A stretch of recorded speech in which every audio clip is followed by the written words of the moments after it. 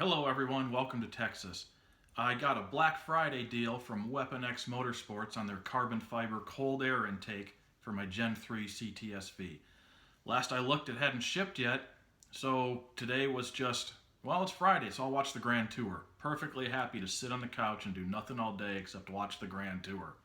And then I got a visit from Cadillac Santa.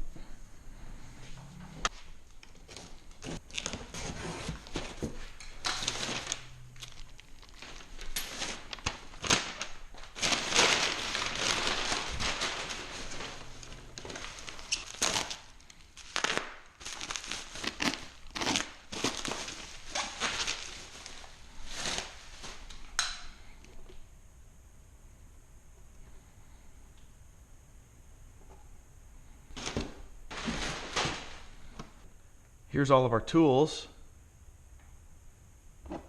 10mm, that'll work for the battery terminal connection. 8mm for the hose clamps on the air intake. 1/4-inch drive. And then for the mass airflow sensor, a Torx T15.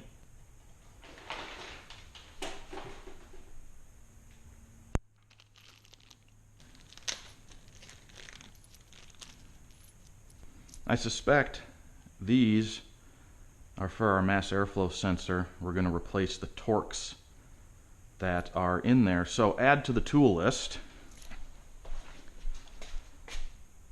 Oh, you're going to make me work for this one.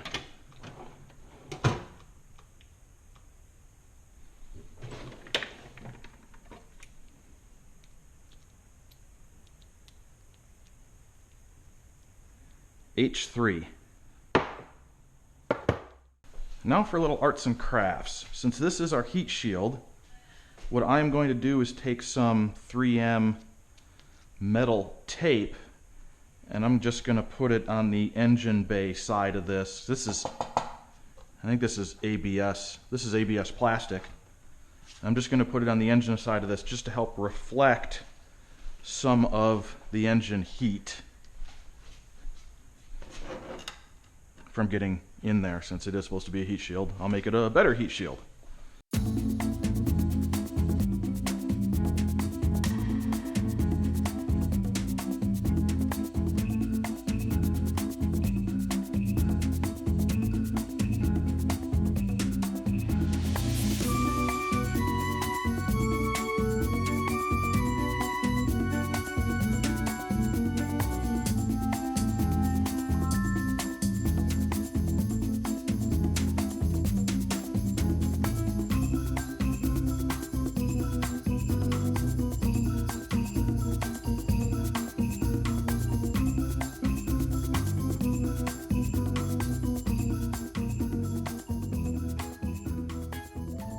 Because we always read the directions first.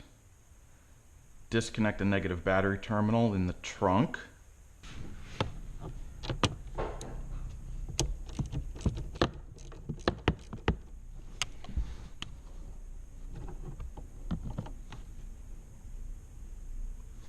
Remove the plastic cover on the engine bay.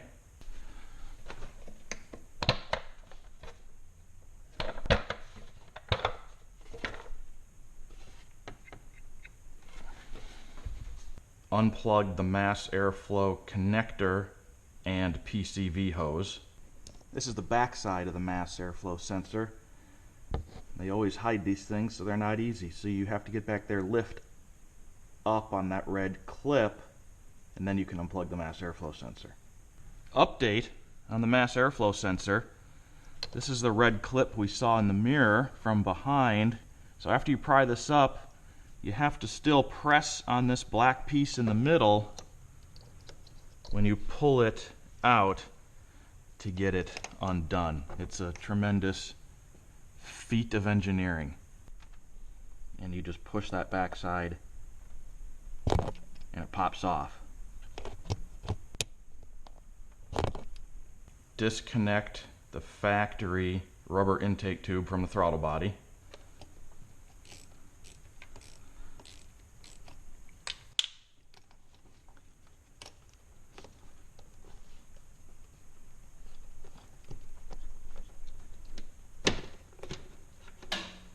Remove the rubber intake tube from the airbox.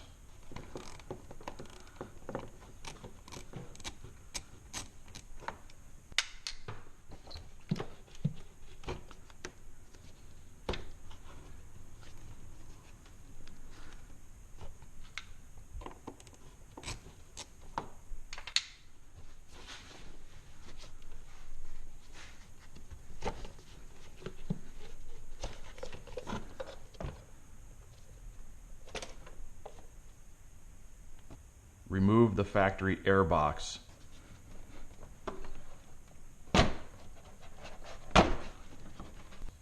It's not bolted in, it's on 3 grommets, so it's just like the plastic engine cover.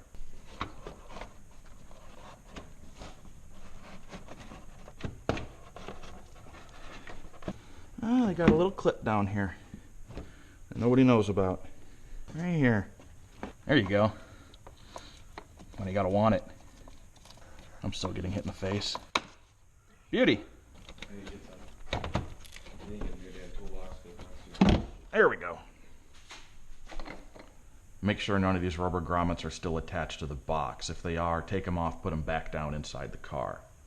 We lost one rubber grommet, so we got to get this off of here and get it back on the car. This one? This guy. Okay. Got it? It goes in there. This Other way. way. This way. Yeah, there. Remove the mass airflow sensor from the factory air box. And put that aside. We'll install that in the new intake. And they make a note later, but I'll mention it now. Make sure you pay attention to how the mass airflow sensor is installed, the orientation, which way it's pointed. You have to get that the same or really close when we put it in the new intake. So that little hole is on the airbox side. Remove the plastic PCV hose connector from the factory rubber intake tube and set that aside. Okay, we'll reuse that in the new intake.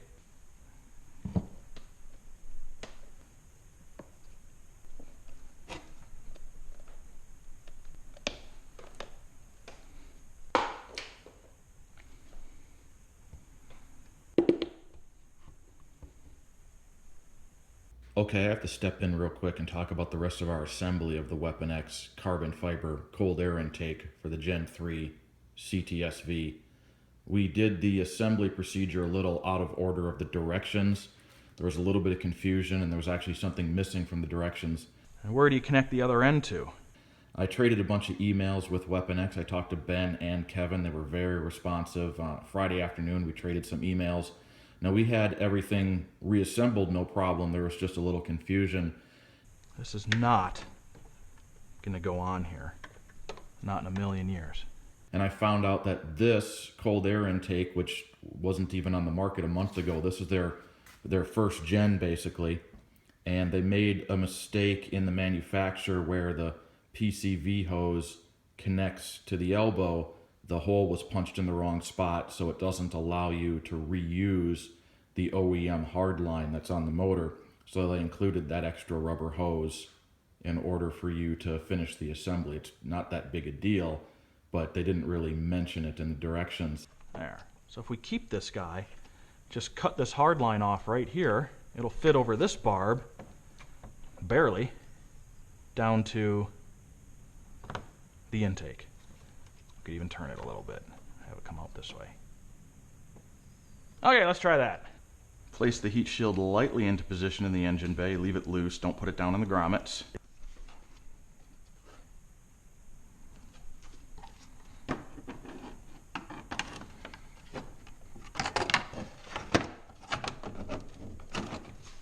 Insert the mass airflow sensor into the slot on the carbon intake.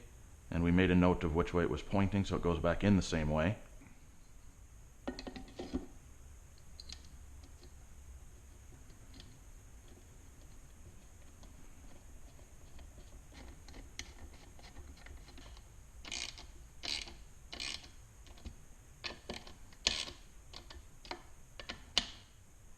They had you installing the mass airflow sensor after this was already in the car, and it won't fit. It's pretty long, as you saw, so you actually can't fish it in here. So just install that on the bench with their H3 Allen head screws, and then all you have to do is install it in the car and just plug the wire harness back in. The intake tube is pre-assembled. Insert the 90-degree coupler of the intake tube through the heat shield opening and slide the intake through. From the opposite side, place the T-bolt clamps onto the coupler. According to the directions, they have you, since this is all pre-assembled as you saw in the beginning, they have you put the heat shield in and then take the elbow end and feed it through, but these clamps won't fit through here, so what we had to do is take this air filter off, put the box in, and then put the other half of the intake in and just feed it through here and put the air filter back on.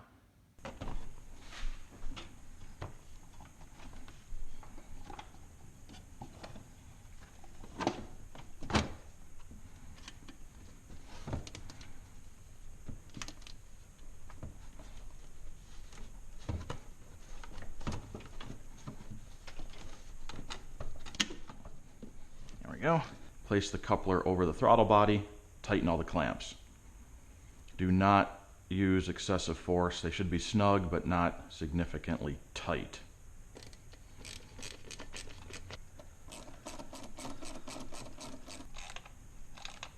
And then take those 3 stainless button head bolts provided with the kit, put those through the mounting tabs into the rubber grommets.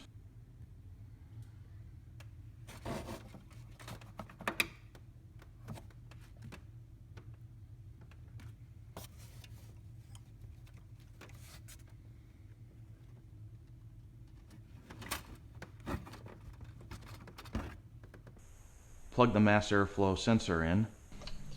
Connect the mass airflow sensor. Go ahead and plug that guy in. Click. And don't forget to lock it back down. Reconnect the PCV hose.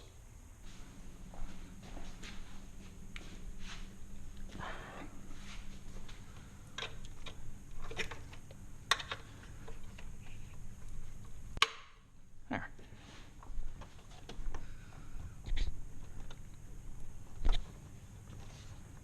And then we need to double check and make sure that the carbon intake isn't hitting any pulleys or belts, any wiring harnesses. The T-clamps don't contact anything. The tolerances are very close on the front of the motor with the supercharger belts and pulleys. Nice and snugged in here now, and not hitting the pulley. Where's the light? It's very close, but it's not hitting. None of the hoses are hitting. None of the wires are hitting. Reinstall the plastic cover on the front of the engine.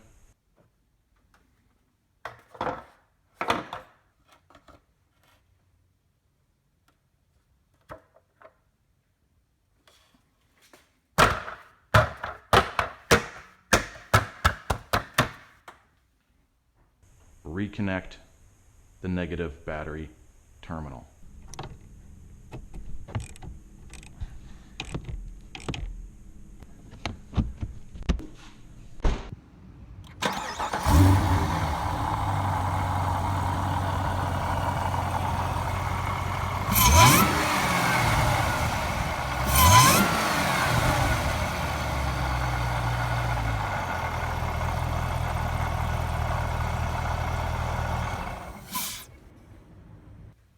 Hey everybody, thanks for watching. Hope you enjoyed that. Check out the description below for links to the Texas V Club, and check out WeaponX Motorsports.